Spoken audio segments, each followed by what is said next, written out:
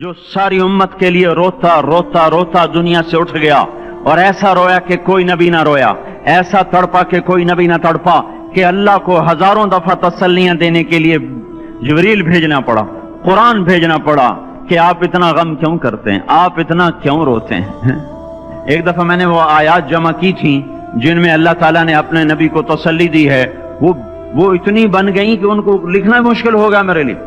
वो 100 से ज्यादा आयात बनती हैं जिसमें अल्लाह ताला तसल्ली दे रहा है, लअल्लक बाखिउन नफ्सका अल्ला यकूनु मुमिनीन, लअल्लक बाखिउन नफ्सका अला आथारिहिम इल्लम युमिनू बिहादल हदीस असफा फला तज़हब नफ्सुका अलैहिम हसरात मा अंत अलैहिम बिवकील लस्त अलैहिम बिमुसैतिर मा अंत अलैहिम बिजब्बार मन कफर फला यहज़ुनका कफरु वला मन कफर फला यहज़ुनका कुफ्रु वलक़द नअलमु अन्नका यदीक़ु सदरुका बिमा यक़ूलून। इस किस्म की आयात जिनमें अल्लाह कह रहा है मेरे हबीब इतना गम न कर, इतना गम न कर, इस कदर गमगीन अपनी उम्मत के लिए।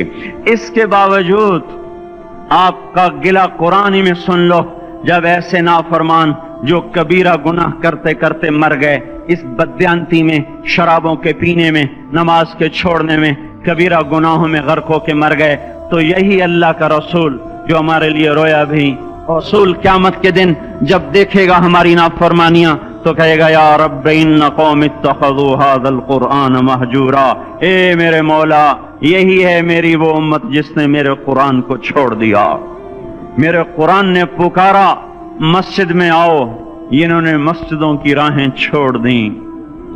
मुझे बताओ ये इतना मजमा कहां से आ गया है? ये इसमें से 1/3 बाहर से आया होगा, ये 2/3 तो सारा गुलिस्तान कॉलोनी का है। इनके कदम बाकी 5 नमाजों में क्यों नहीं उठते? ये कहां चले जाते हैं? क्या ये अल्लाह की धरती पे 8 दिन नहीं रहते? क्या ये सिर्फ 8वें दिन अल्लाह का रिस्क खाते हैं? क्या ये सिर्फ 8वें दिन अल्लाह का पानी पीते हैं? ये कहां चले जाते हैं? क्या ये अल्लाह की धरती पे 8 दिन नहीं रहते? क्या ये सिर्फ 8वें दिन अल्लाह का रिस्क खाते हैं? क्या ये सिर्फ 8वें दिन अल्लाह का पानी पीते हैं? क्या ये सिर्फ 8वें दिन अल्लाह की हवा के तनों टन अपने फेफड़ों में ले जाते हैं? क्या ये सिर्फ 8वें दिन अल्लाह के दिव्य नूर से देखते हैं? क्या ये सिर्फ 8वें दिन अपने कानों से सुनते हैं? क्या ये सिर्फ 8वें दिन अपने जिस्म की नेमतों से फायदा उठाते हैं? क्या ये सिर्फ 8वें दिन सूरज की रोशनी से नफा उठाते हैं? क्या ये सिर्फ 8वें दिन तारों की झिलमिलाहट से नफा उठाते हैं? क्या ये सिर्फ 8वें दिन अपने भी बच्चों के साथ बैठते हैं? इस पत्थर दिल को क्या हुआ? क्यों नहीं इसके दरवाजे पे दस्तक पहुंचती? ये क्यों वीरान हो गए? ऐसे तो पत्थर भी सख्त नहीं। अताउल्लाह शाह बुखारी कहा करते थे, ए हिंदुस्तान वालों, तुम्हें इतना कुरान सुनाया कि मैं सर को सुनाता तो सबा बन जाती, मैं पत्थरों को सुनाता तो मोम हो जाते, मैं दरियाओं को सुनाता तो तूफान थम जाते, और मैं मौजों को सुनाता तो उनकी तुगयानी रुक जाती। पता नहीं तुम किस मखलूक, किस चीज से बने हो, किस खमीर से बने हो। तुम्हारे सीनों में दिल नहीं है, पत्थर हैं, और पत्थर से भी ज्यादा कोई सख्त है। अशद्दु क़स्वतन मिनल हिजारा, पत्थर भी अल्लाह की हैबत से लरसता है और कांपता है। पर तुम कौन से इंसान हो, कैसे सीनों में दिल लिए फिरते हो कि 5 दफा इतना बड़ा बादशाह तुम्हें पुकारे, हैया अलस्सला, हैया अलस्सला। एक थानेदार पुकारे गुलिस्तान कॉलोनी का कि तुम्हारा समय आ जाओ, तो सर पे पांव रख के भागे। डीसी पुकारे तो काम छोड़ के भागे, और तुम्हारा जमीन आसमान का बादशाह तुम्हें दिन में 5 दफा पुकारे और कानों पे जूं ना रेंगे, और 8वें दिन मस्जिद को आ रहे हों। क्या 8वें दिन खाना खाया है? क्या आज ही पानी पिया है? क्या आज ही चाय पी है? ये ऐसी जफा अपने आप से करते, शैतान से करते, मुल्क व माल से करते, अपनी दुकानों से करते, ये बेवफाई अल्लाह से क्यों की हुई है?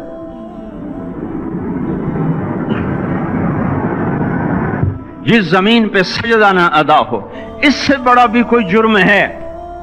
जिना करने को गुनाह समझते हैं, नमाज का छोड़ देना जिना से बड़ा जुर्म है। रिश्वत खाने को गुनाह समझते हैं, नमाज का छोड़ देना रिश्वत खाने से बड़ा जुर्म है। قتل کرنا بڑا گناہ سمجھتے ہیں، نماز کا چھوڑ دینا قتل سے بڑا جرم ہے۔ سجدے ہی کا تو انکار کیا تھا شیطان نے کوئی زنا کیا تھا، کوئی قتل کیا تھا، کوئی شراب پی تھی، کوئی جوا کھیلا تھا، کیا کیا تھا؟ کوئی شرک کیا تھا۔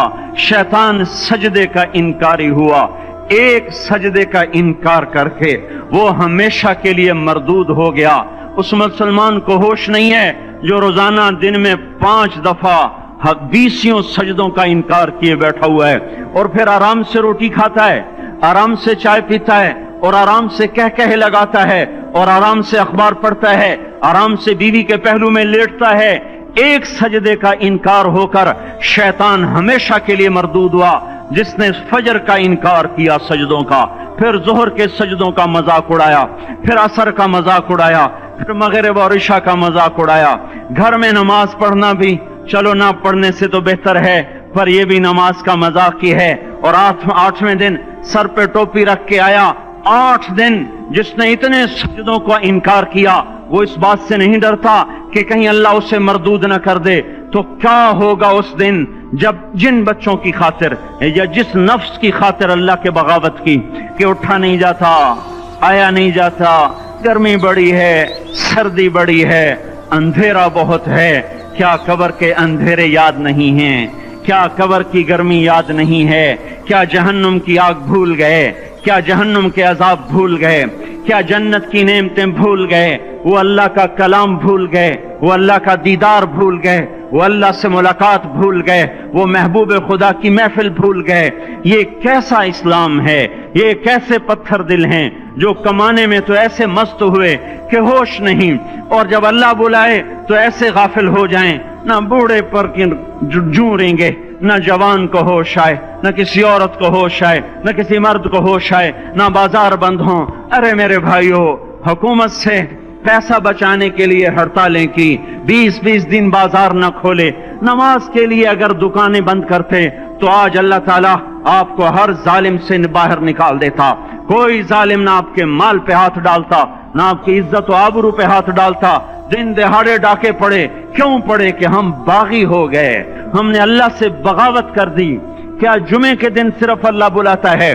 یہ جمعے میں اتنے کیوں آتے ہیں اور باقی دنوں میں کیوں نہیں آتے؟ یہ کیسی وفا ہے؟ اور ایسا وفاؤں والا اللہ کہ زمین بولے اے اللہ اجازت دے میں گلستان کالونی کو نگل جاؤں، سمندر بولیں مولا اجازت دے ہم چڑھ جائیں، فرشتے بولیں اے اللہ اجازت دے ہم انہیں ہلاک کر دیں۔ اور جس کے سجدے کا انکار ہوا پڑا، جس کا 8 بازاروں میں جس کی شریعت کا مذاق اڑایا جا رہا، وہ جس کوئی غیرت خود جوش میں آ رہی کہ یہ میرے بنے ہوئے گندے پانی کے بنے ہوئے نطفے سے بنے ہوئے، میری غذا کھا کر، میرا رزق کھا کر، میری ہواؤں سے زندہ، میرے پانیوں سے زندہ، میری روٹی سے زندہ، میرے دیے ہوئے گوشت سے زندہ، میرے دیے ہوئے نظام سے زندہ، یہ میرے ہی منکر بن گئے۔ 1500 روپے کا ملازم آپ کو چائے کی پیالی نہ دے تو آپ کہتے چل چھٹی کر، ہم کوئی اور رکھیں گے۔ اور جس نے اتنا بڑا وجود بخشا، آنکھوں میں چراغ جلائے، کانوں میں فون لگائے، دماغ میں برق کی روئیں دوڑائیں، دل کو دھڑکایا، سارے بدن کے تک خون پہنچانے کا نظام چلایا، پھیپھڑوں کی فیکٹریاں چلائیں، رگوں میں خون پہنچایا، ہڈیوں کو غذا پہنچائی اور آنکھوں کو غذا پہنچائی، بالوں کو غذا پہنچائی، زبان کو بولنے کی طاقت دی، دانتوں کو کاٹنے کی طاقت دی، دو وہاں نالیاں لگائیں، سانس کی الگ کر دی اور معدے کی الگ کر دی، اور وہاں پردہ لگایا، جو غذا منہ میں جائے تو معدہ کھل جائے اور پھیپھڑے کی طرف جانے والی نالی رک جائے۔ جو اللہ اتنی حفاظت کرے کہ آپ کا لقمہ آپ کے معدے میں جائے، وہ دو ہی تو یوں ساتھ ہیں بالکل یوں ایک ساتھ، اور وہ اللہ اتنی طاقت والا کہ سانس کی نالی بند کرے اور معدے کی نالی کا منہ کھولے اور غذا کو منہ میں سے گزار کر وہ معدے میں پہنچائے، پھر ایک زبردست طاقتور نظام چلائے، اس کو توڑ کے آنتوں میں پہنچائے، پھر کروڑوں قسم کی فیکٹریوں کو حرکت دے اور اس میں سے خون کو کھینچے، غذاؤں کو کھینچے، پھیپھڑے کو غذا، خون کو غذا، خون خود غذا لے کے چل رہا، آنتوں کو غذا، دماغ کو غذا، ہڈیوں کو غذا، ناخن کو غذا۔ ایک ناخن کھینچ لے تو ہم کیا کریں؟ کیا میرے مولا کا نظام ہے؟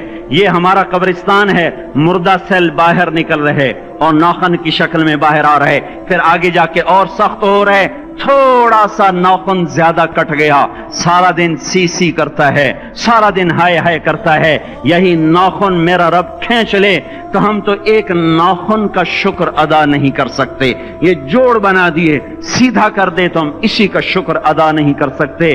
میرے بھائیو، یہ سب کچھ کر کے پھر ہم اللہ کے باغی ہو جائیں، ہے کوئی عقل میں آنے والی بات؟